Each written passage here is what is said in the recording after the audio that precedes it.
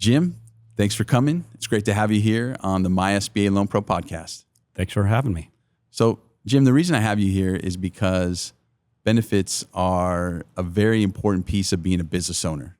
And in particular, you provide group health insurance and you're an employer benefit broker. Correct. And not only that, but you're literally, if not the best, you are one of the best in the industry. Well, thank you. That's very kind. And I know that not only am I saying that, but other people would say that. And we're going to unpack in this podcast why that's absolutely true. Okay. I hope I can live up to that. You will have no problem living up to that at all. I'm 100% confident of that. So what I'd like you to do is, for the audience, let them know who you are, what you do, where you do it, and then we're going to dive in on the details and specifics of your industry, your role in the industry, what business owners need to watch out for when they're buying group health, et cetera, and then we'll finish up with your activities in the legislative process. Okay, sounds good. Well, my name again is Jim Morrison. I run a company called Morrison Insurance Services. We're an employee benefits and group health insurance specialty firm. Mm-hmm. We're located in Carlsbad, California. We do have a very small office in Ohio. The majority of our clients are California, so most of my answers today will be specific to California, but we do have clients nationwide, and so we're in 28 other states, but our primary focus is the California market. Great. Wonderful. So the first thing I'd like to do here is talk about your role as a broker interfacing with business owners who either need to or want to buy group health benefits for their employees. Sure. So first of all, it's obviously a very confusing, nonlinear straight line process. So going to a good broker to basically talk about your goals, wants, needs, budgets, timelines, et cetera, will help that person, in our case, us, navigate the multiple insurance companies. Do you have all your employees in one location? Are they across the country? Do we want HMOs, PPOs? Are there certain providers? There's just a lot of facets that really need to be unpacked. Mm-hmm. And we help basically consolidate all of that data and basically narrow those selections down to make the process very efficient, simple, and easy. Otherwise, it's completely inefficient to go to one insurance company, get a quote, go to a second insurance company, get a quote. And most of the insurance companies aren't really receptive to that. They'd rather you go through a broker to basically facilitate that process. So when we were talking earlier, you had said that the cost for your services is already embedded in the cost of insurance. Correct. So we get that question a lot, like, all right, what are your fees for everything that you do? And for the most part, they're baked into the group health insurance rates already. So we're one of the states that small group is defined as 100 employees and below. Mm-hmm. And so those rates are set by law. They cannot be backed out. They cannot be negotiated. They cannot be refunded. Whether you had a broker or not, that's baked into the core insurance rates already. So you might as well get the most bang for your buck. Choose a broker that's going to be there for you, provides a lot of extra service, has some extra value adds, and basically is a partner for you and your team to get the most out of that benefit program. So when you're shopping brokers, you're not necessarily looking at what the cost is going to be, but you're looking at the services that they're going to provide. Correct. We have a couple of different metrics that we use. One of them is the beer test or the drink test. Would we want to go and meet and spend some social time with that? Because when we connect with someone and we partner with a firm, we really give it our all. So we want to make sure that we're on the same page, that we have a valued partnership together, et cetera. And then from there, you're really basically finding the right fit for your firm. Is that someone that specializes in a certain industry, a certain size of employer? Is it someone that has knowledge about multi-state, compliance, legislation, et cetera? Because really the test and barometer to become a broker is not very high. And so, but the cream rises to the top, right? The people who really put in their best effort, do the best job, tend to have a larger clientele. Got it. And so can you differentiate between businesses that need to provide insurance and those who should, even if they don't need to? Yeah. So from a mandate standpoint, there's the federal law that also state of California has what we call mirror legislation that it basically imposes if you have 50 full-time equivalent employees. So what is that? Can you define full-time equivalent? Sure. So one of the things when the Affordable Care Act was kind of coming into place, the threshold for full-time was defined as 30 hours a week or more. So a lot of employers kind of came out and said, all right, we're not going to hire anyone doing more than 29 hours a week. So as a balancing to that, the federal government used some guidelines to determine a formula to get a full-time equivalent. So if you had two 60 or 30-hour a week part-time-ish or 29-hour, they have a formula to divide that to give you an average full-time count. So generally speaking, most people, so let's just say you had 40 full-time employees. That's 40 people working 30 hours a week or more. And then you had another 30 part-time people. The formula in those cases, depending on the hour structure, would most likely get you to 50 full-time equivalent employees. And then you have a couple of different paths you can go down. You can actually offer insurance, then it has to meet certain guidelines. It has to be minimally affordable, and it has to have minimum essential coverage, and then you're deemed meeting that offer. The other option is to just ignore that, do nothing, and then pay a fine. And there are a couple different fine structures. And unfortunately, those are not tax-deductible fines, and you get nothing for it. So in most cases, most people go down and pursue the benefit side. Got it. And there are obviously benefits, quote unquote, right? Correct. Pun intended, yes, to offering benefits. Correct. And so for those who are not required to provide these benefits, can you tell a business owner watching this why they should, or what competitive advantage they would have in providing these benefits? Absolutely. Well, in most cases, a lot of our clients and a lot of employers these days are looking for retention tools, hiring tools, making it lucrative. And so we have a lot of our clients looking at it as a total compensation component. So you have to have a fair and a reasonable compensation compared to the market. You have to have a good culture that they want to be a part of, and then benefit programs that basically resonate with the group you have. That could be core things like medical, dental, vision. In many cases, it could be additional services like things like pet insurance, wellness programs, flexible spending accounts, health savings accounts. There's just a lot of different tools in the toolkit. So with unemployment being historically over the last several years being relatively low, if you want to keep your employees from jumping ship and or recruit high-level talent, you typically need a competitive overall total compensation package, with benefits being one of those core pillars. Got it. And what I always like to do is to flesh out for the people watching, what are possible gotchas or pitfalls when a business owner is buying group health insurance that they need to watch out for? And then if you can go a step further and identify how your role, not only as a benefit broker, but actually as one of the best, will mitigate those pitfalls and challenges. Sure. So there are numerous pitfalls that you should be aware of. One, people tend to focus on price. And don't get me wrong, price or premiums are very, very important. We tend to focus on value. What are you getting for the overall spend, right? So if you have a great price plan and it has some very weak benefits, or it doesn't have the provider or providers that you and or your team members can access, or they lose their doctor, for example, you're spending money that's basically going to be not well used. So that's part of the core compensation that we would, or core component that we would basically discuss with them about, logistically where you are, what medical groups may or may not be important. Out of state, again, you can't have an HMO in California in most cases and it work out of state, so therefore they have to be on a PPO. That's on the core plans. There are other things that we could dive into. There are PEOs and other models that typically have long contract periods. They have a lot of additional fees. And it's not that one is better than the other. We just want to make sure that they're transparent and they're understanding and have all the necessary information to make a good purchasing decision. Got it.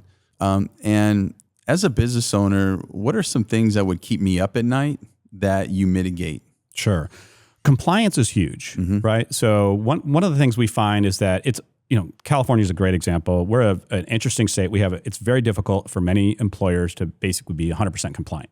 I would argue, I don't know if there are many. It's so complicated. Right. So we try to take the heavy lifting off of our clients' table and basically do some of the core things. Like if they're a COBRA eligible company, we have a professional COBRA service that handles that, because that's a huge liability with hugely associated fines to it. But it could be, other things like educational components on retirement plans that are basically mandated to be in almost all employers in California. Sexual harassment prevention training, which is basically now mandated on all California employers. Workplace violence prevention training and planning. Again, another compliance. So we have HR tools that we have basically provided for our clients to address each one of those issues if they're interested. They're not required to use it. We're just providing the tools if they want. Some have other services. Some are bigger, have an HR team that may or may not take advantage of those. But we make it available to all of our clients to just simplify and try to be as compliant as possible. There's some other things like pre-tax components to allow employee deductions to be pre-tax versus post-tax. It's called a Section 125 plan. We offer all of our clients a free version of that program versus a set fee of $300 to $600, typically sold by third-party or payroll companies. Got it. So we try to just make it one-stop shop and listen to our clients and what their pain points are and come up with a solution to address each one of those as much as we possibly can. And as you rank yourself in terms of competitors out there, what level of service do you provide that you see other brokers are not providing? And is your firm unique in the broad level of services you provide? So I think we're unique, but I guess the marketplace would determine that. We're a little old school from the standpoint of certain aspects of our service model. We live answer our phone Monday through Friday, 8 a.m. to 5 p.m. Pacific Standard Time, because we know people aren't calling to compliment something. They're typically having a challenge. They can't find their ID card. They have an appointment coming up. The dentist can't find them in the system. They need a prescription. They're having whatever it may be. We want to make sure that someone is able to receive that call and start the process of solving that problem. So those are the employees you're talking about. Employers, or sometimes it's a contact person at the company that says one of my employees is having this issue. It could be either one. We do make our contact information available to all of our clients and their full employee rosters. So a lot of times employers don't want to get involved. They don't want to know. They don't have the bandwidth or time or labor force to do it. So we take that on. So that's big. One of the clients I actually just picked up as of yesterday, kind of we were talking about, their current broker would not call them back. It's been 2 weeks. It was the second call. They just didn't respond. That seems like extremely minimum level of service to provide. So we literally signed the letter of engagement this morning. We're onboarding them and we're taking over and we're going to do their open enrollment for May 1st. So that's very, very common. It's strange that you would hear about that these days. Some of the larger competitors in town have certain revenue requirements. So maybe if you fall underneath that threshold, you're not going to be their primary focus. We see some payroll companies that have a benefits division. And again, they sell it as, this package service thing, but basically you're calling a 1-800 number that no one knows who you are. And you may or may not get a hold of the same person twice. They don't know anything about you. They're going to just do the minimum to, answer the question. We refer to our service as the bow on top. And what we do is, so an example of that is if you call for an ID card, yes, we'll order you a new ID card. But there's probably another reason behind that you need that ID card. You have an appointment coming up. You have a prescription you need to do. So yes, we order the ID card, but then we also get you a temporary soft copy of that card, as well as a flyer on how to use the mobile app. So you don't need the printed card anymore. And we send you those while that card is being mailed to you. Because the reality is that card may not come in time for that appointment or that prescription need. So we're trying to not just address the initial service issue, but anticipate the next one or two and get ahead of it. And so what we see a lot of times, unfortunately, in the services business is that there's the sales side and obviously the service side. Well, the service side is the side that matters the most, right? Because that's where the services 100%. Are being rendered. But often what we can see not necessarily always larger companies, but we see companies who focus primarily on the sales side. They start collecting the revenue, but then on the services side, they're not actually providing the service when the rubber meets the road. Very correct. And what I liked about what we were discussing is where you place such a high emphasis on the service because ultimately health benefits affect individuals. Correct. And sometimes that that service need has an emergency aspect to it. It needs to be 100% implemented ASAP. And so, for example, as you shared, if I call a 1-800 number or I email, for example, a support email, right? I might not get any information back to meet my immediate need, my emergency, but you're set up to do that. Correct. So a good example of that is that we're 23 total employees. 3 are sales. There you go. 20 are support and service. And so the reality is we're kind of the inverse of your typical firm. we want to make sure that we have the bandwidth, the team members, the expertise to basically get on those. Because again, people aren't calling to say, thank you, that was the best presentation I ever had for an open enrollment meeting. There's a challenge. And many of these challenges are scary and life-threatening and concerning and can be emergency-based. And so, first of all, we want to make sure they know they're heard. We hear you. We're on it. Next, we're going to go to our special relationships to lean on and give them every tool in our toolkit to make sure they get the most beneficial outcome.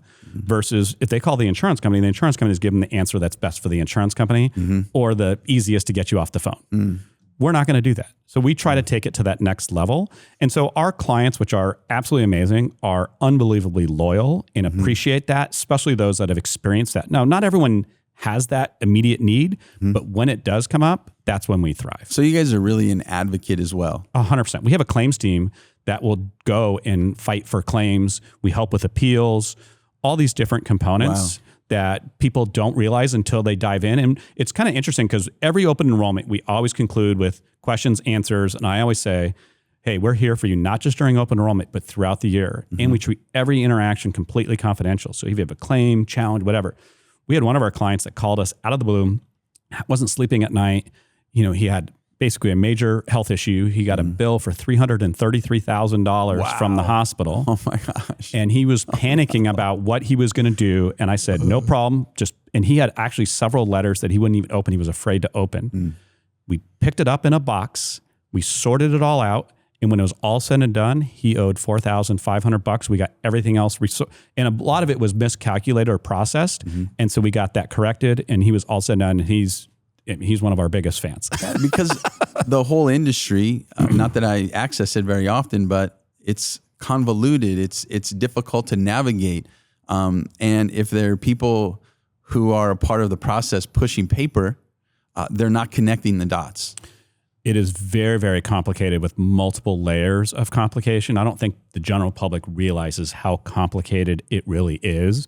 And it's easy to vilify insurance companies, and they do a lot of, things that are not necessarily great, but they're not the only ones, right? There are pharmacies, there are medical offices, there are imaging centers and lab and x-ray, and every single one has their own complexities. So you add those together, it really, really is challenging. Even less than a week ago, we had an internal family situation where someone needed an immediate test and the insurance company wouldn't, quote unquote, approve it. And then so I got on the phone and within 15 minutes, there were just two dots weren't connected. On Monday morning, they had the test. And sometimes it's just connecting the dots because we'll have that a lot. My doctor did everything right and blah, blah, blah. We call the insurance company and they go, we don't have anything on file. Okay, so then we basically call the doctor's office, get the insurance company, make sure they have, because there's multiple steps. There's pre-authorization, there's other steps in the process. Sometimes it's just connecting those dots. Some other times it's really fighting the fight, right? They make a decision, one side or the other, that is just not logical, and we have to basically go and support it. And then the nice thing about the state of California is we do have several levels of appeal. So the insurance company says no. Your doctor says this is really medically necessary. We submit an appeal. If that isn't successful, we can then go to like something called a peer-to-peer. So it's other medical professionals providing input. So it's not just an economic decision. So there's several layers, and we have tremendous success utilizing those appeal layers. Got it. And so as a business owner, sometimes some business owners, they don't place the value of hiring the best, right? So let's say a business owner is focused on their business. They're not focusing on this. They have the administrator call a broker and they pick one out of the Google local. Sure. Let's just say they do that. Let's just say, unfortunately, that broker was very good at marketing, but not very good at providing services. So this is a genuine question I don't know the answer to. Is there liability to the employer if that benefits broker doesn't adequately serve the employee? I don't know if I would call it liability, but it basically, as an employer, I think you have a responsibility to put the best foot forward for every aspect of your company for your employees. But there are risks, right? You have an employer that doesn't do what they say, or a broker that doesn't do what they say. You send them a termination for an employee. They get busy and forget to do it. And that terminated employee now is on your bill for 6 months. Well, I would say that's an expensive risk. Yeah, that's a because risk. the insurance companies in general aren't going to go back 6 months. By law, they typically will follow a 30-day protocol. There are exceptions, and we've been very successful in that. But even if you get past the 30 days, then you have other risks. Like there are COBRA timelines and other administrative and regulatory components that come into play where sometimes you have to bite the bullet to pay it so you don't get hit with these massive fines on the other side. So it's a balancing act. So I would say that's more of a risk, something like that, where it's a financial component. Mm-hmm. Obviously, if your employees are not getting service, they're frustrated, they can't get an ID card, they can't get something that they need, the broker's not responding or the broker's team's not responding, that's frustrating. And that looks poor on the employer, right? Because we always kind of jokingly say we're an extension of the HR team at our client's office, especially when they don't have a dedicated team. Mm-hmm. So many of our clients, again, they just say, hey, you have a question on your benefits? Call Morrison's team. And then they jump in and they take care of it. Our service model to expectation is if you email us in the morning, you're going to get an email back that morning. Great.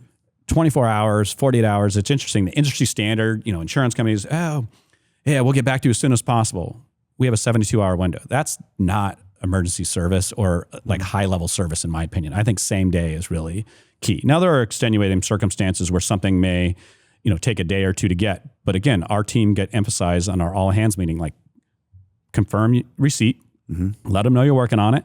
Even if you say you're going to have the answer tomorrow, but you don't have the answer for some reason, let them know we're still working on it. We had to take it to another level, but communication really, I guess is what I'm getting at, is such a key component to the service. So versus, I guess they're not going to get to it, right? So we don't want them second guessing. We want to let them know we're working on it until it's resolved. Got it. So there's a lot of preconceived notions out there when a business owner can buy health insurance. Do they have to wait for open enrollment? No. Can you tell us right now what that process looks like, and then go in detail on your specific process onboarding a new business? Sure. So there's a couple things that people get confused because the individual market, basically, which is your individual and family market, most people think of as covered California, has one big kind of bang open enrollment per year. It generally starts in November, and depending on the year, it could end in December, it could end in January. And that's it for that calendar year. From an employer perspective, you can have a plan start any month of the year. So you're not locked into that window of time. So if you get to the point where you've stabilized, you've grown to a point where you think you want to introduce benefits, and at this point we're in March, let's just say we wanted to do something for May or June, that's plenty of time to kind of start the process. We gather the data. We basically do a lot of questions. What are you thinking? What's your budget look like? Are there plans that you want to include or don't include, or do you want to look at the entire market? And a lot of times we actually have to coach people to not go too fast, right? They came from a large company. They want medical, dental, vision, retirement, all these different things. And we always kind of take the walk before we run approach. Hey, listen, let's get the medical. That's a big spend. Let's get that set up, or maybe one or two other things. And then let's set some thresholds or key metrics to meet. And then we'll add that benefit later. But the worst thing you can do is put in like 5 different benefits, financially realize this is a lot more of a burden than you thought, and then having to start peeling those back, your employees start getting concerned. Can you talk about the choices that are available for medical benefits? Sure. So we have a lot. California is actually pretty blessed as a state. And we're not the most expensive state. I know we have the most expensive state in a lot of different things.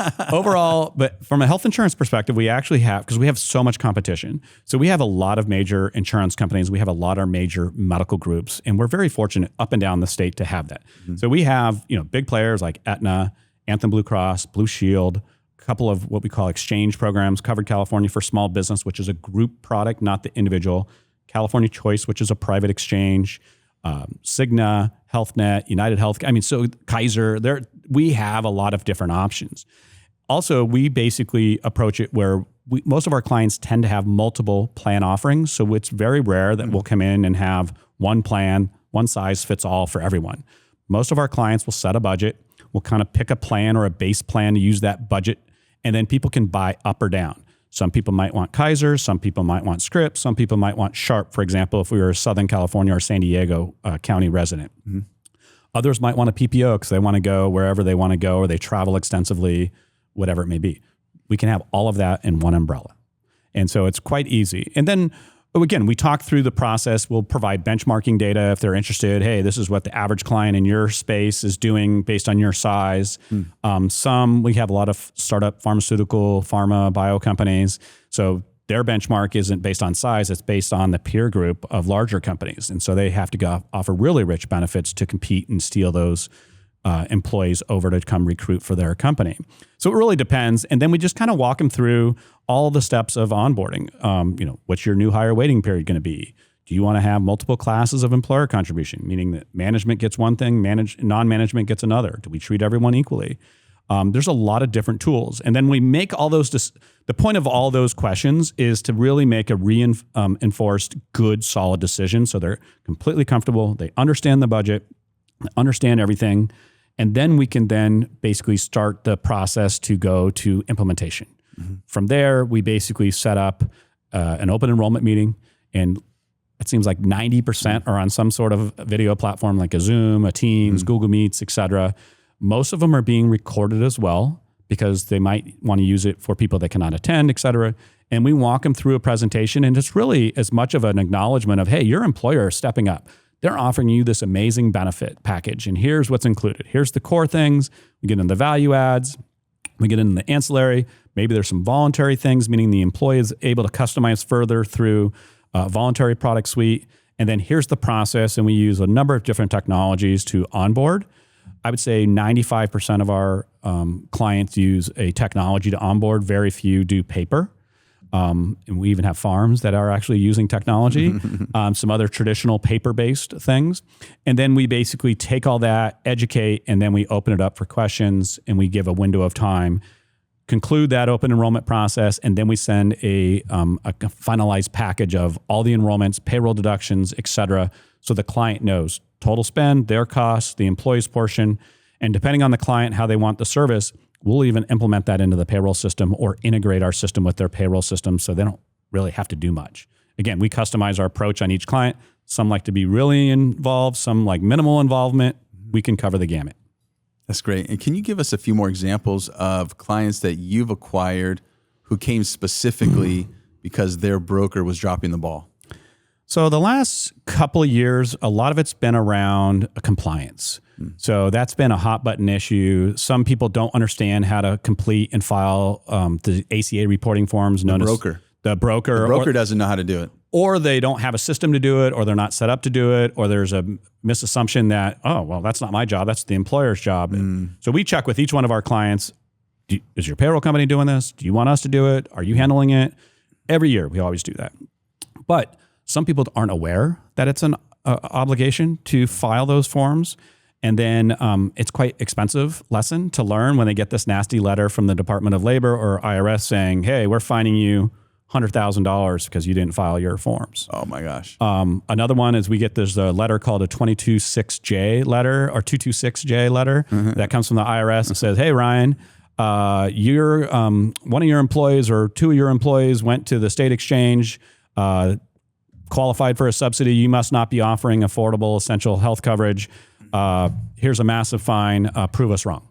And so a lot of times they'll go to one of their trusted advisors, an accounting firm, HR consultant, whatever, and they don't know where to turn, so they'll come to us. And then we can help them kind of guide them through the process to mitigate and offset those fines as much as possible, as well as create a solution to go forward. The unfortunate thing is those letters are usually coming out for 21 and 22 calendar years. So not only do we have to go back multiple years, but that means they're also going to get a letter for each subsequent year. Oh no. So it's quite a complicated process. And so that's a hard lesson to learn, that your broker may not be supporting you in your most best light. And again, there's some misassumptions. Sometimes it's just out of sight, out of mind. They're not aware. They grew to a point where they are getting close. And sometimes we actually have conversations like, hey, you're not there yet. You don't have to get there. But when this happens, blah, blah, blah, in this time frame, you really want to have this tool and you want to be able to defend that you don't qualify. And so we give them some spreadsheets and some other tools if they are interested in that. So it really just depends. Compliance are big ones. Service lately has been another one. They're just not getting, the phone call return, their email return, people finding bills or that are inaccurate. Again, employee termination that, was 6, 7, 8 months ago. They're still on the bill. The broker said they took care of it. They didn't. that, the broker's not willing to make up for it. That client's unhappy. They're looking for a new resource. And we're not perfect, but we have multiple audit tools. We have a software program. We have manual tools that we use. And one of the reasons we highly encourage our employers to check their bills every month, because stuff slips through the cracks. Insurance companies magically put people on and take people off sometimes. It's crazy. Oh, wow. And so it's easy to find it within 30 days than it is to do 6, 7, 8 months later. So those are a couple of recent examples. Man, you know what? Getting letters that say you owe a lot of money as a business owner is not a good thing. It is a challenge. It is. We had one that got a prospect that got a $400,000 fine. Wow. And so we were able to get it down, it appears to be in the $22,000 range, which is still a lot of money. Still a lot of money. But again, it was a misunderstanding. They thought the payroll company was handling it. The broker never discussed it with the client. And so we're still kind of sorting through that. And that was for plan year 2021. But that's a nasty letter. So that means if that was for plan year 2021, that means they were likely violating that for 22, 23, 24, and to the present. In most cases, at least that's the way the IRS and the Department of Labor think. In this particular one, it was a late filing. They actually did file the ACA reports. They just did it late. Okay. And so they just kind of make this giant assumption that then everything is wrong. And so that's where we're mitigating it down. And we're probably going to pay some sort of minimal, our client will pay some sort of minimal penalty to basically say, yeah, we still screwed up. We've mitigated the majority of the mistake. And again, we had the timeline. They had an HR turnover. Again, there was all these different factors that came into play. But yeah, those are interesting calls. And for whatever reason, they tend to happen on Thursday and Friday afternoons. I tend to get those when calls. you have the golf tee time.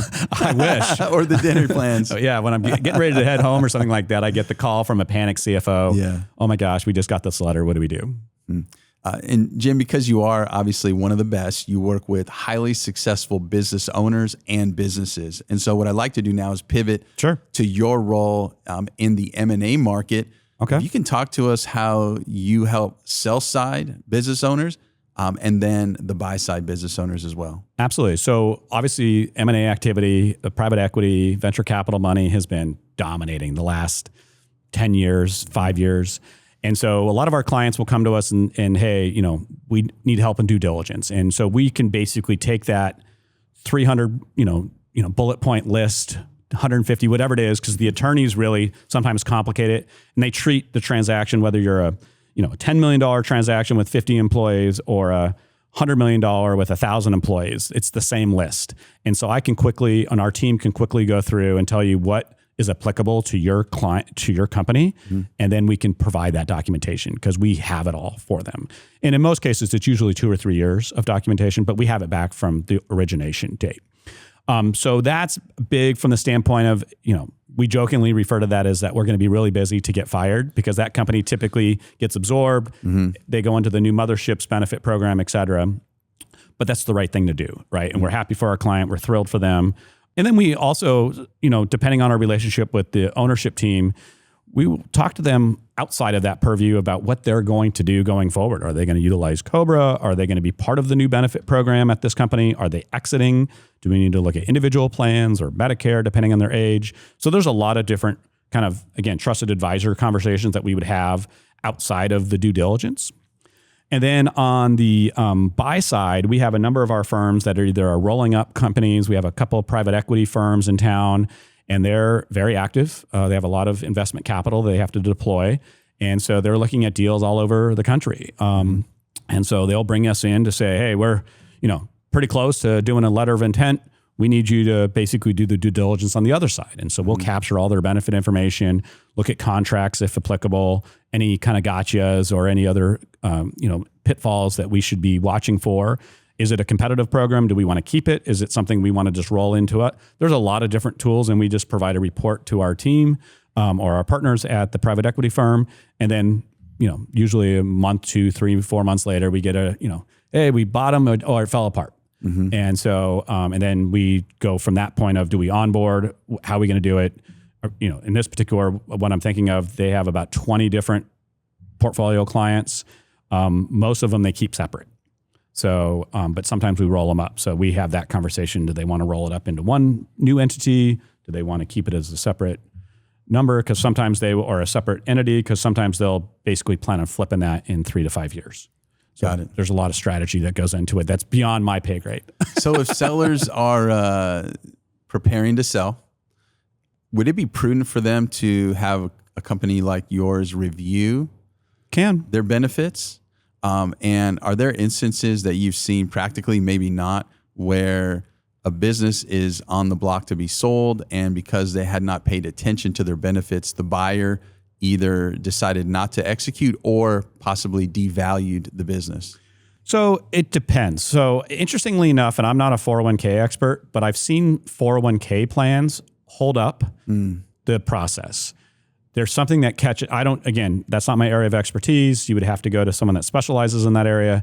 But I've seen that hold up some of the diligence process, either a concern. We had one of our clients that they had to terminate their 401k plan before the company would come in and conclude the purchase. On the benefits side, like the core benefits, it depends. Like if they're in a PEO or some other kind of a little bit more unique situation, we're looking at contracts, right? Do they have an exit clause? Do they have a early termination penalty?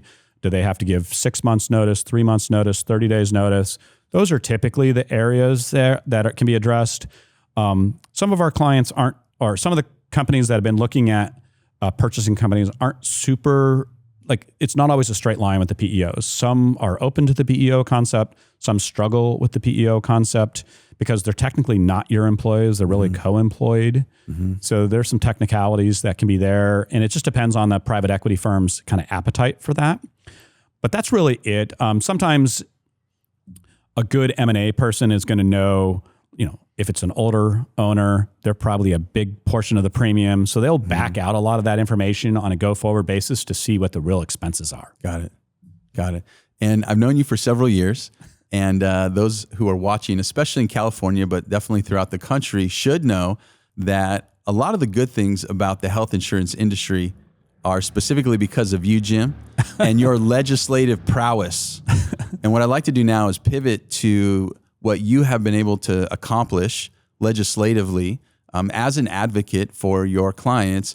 And then if you can pivot to what's coming down the horizon, what do we need to be aware of as business owners as it relates to medical benefits? So there's two different facets to it. You have the state of California side, which is a very complex, it's this continual fire hose of new proposed legislation. Then you have the federal aspect, and that really changes based on administration, timing, et cetera. So I'll start with California. California is just a really unique state, because I'm on like a regional committee with multiple states, and we have a 2-year legislative cycle where we propose thousands of bills as a state. And several thousand typically get signed every year. And many, 500 plus typically are around health insurance or benefits, et cetera. So navigating through that can be very, very cumbersome. So as kind as you were, we are part of an association called the California NABIP, basically, which is National Association of Benefits and Insurance Professionals, that really has advocacy teams, VP of legislations, legislative chairs.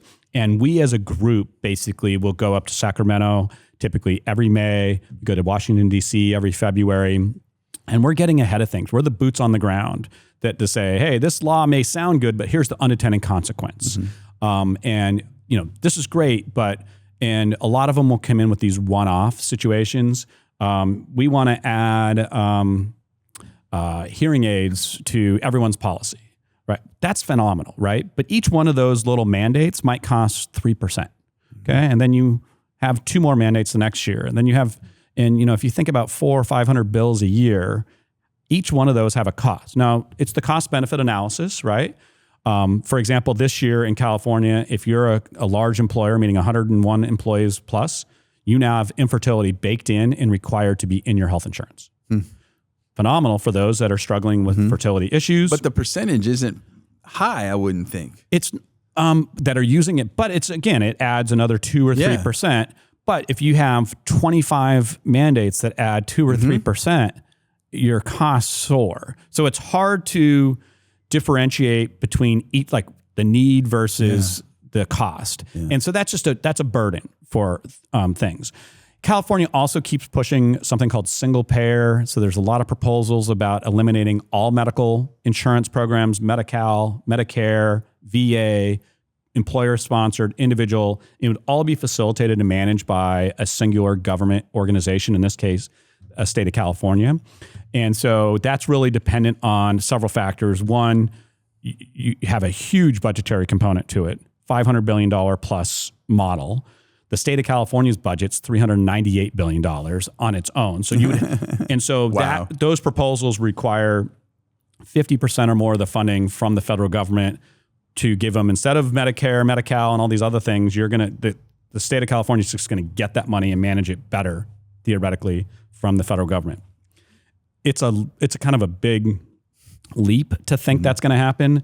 We right now, the state of California passed Medi-Cal for undocumented immigrants. And they did it in increments, but the last piece was filled in, which was the 26 to 55 demographic age-wise.